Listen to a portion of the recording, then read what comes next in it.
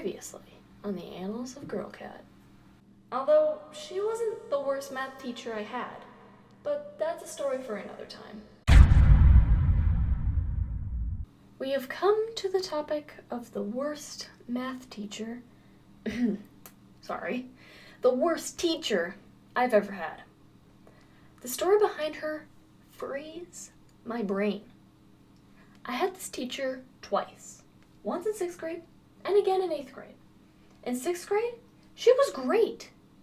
She was cognizant of us students and held an appropriate level of jurisdiction over us. Now, I have zero clue what arbitrary event occurred that made her do a complete 180, but something happened that changed her from being my favorite 6th grade teacher to a turbulent, implacable character. It was as if she were an effigy of the opposite of who she actually was. The entire year, I tried to repudiate the fact that she had changed, but it didn't work. I had to accept that she would never revert back to her old self. Any small skirmish in class exacerbated her, and she would forthwith castigate us, and that wasn't the worst of it.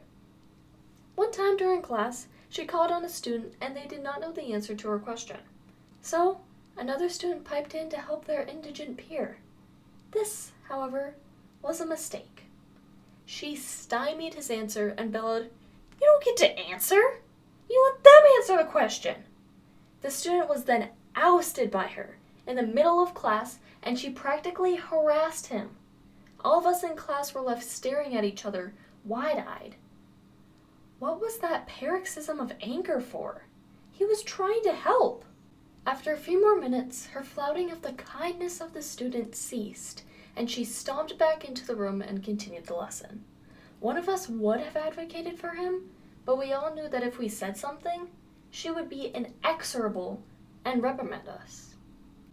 To this day, I'm still dumbfounded by that experience. In what world is a student trying to help another student so wrong that it is reprehensible to that extent?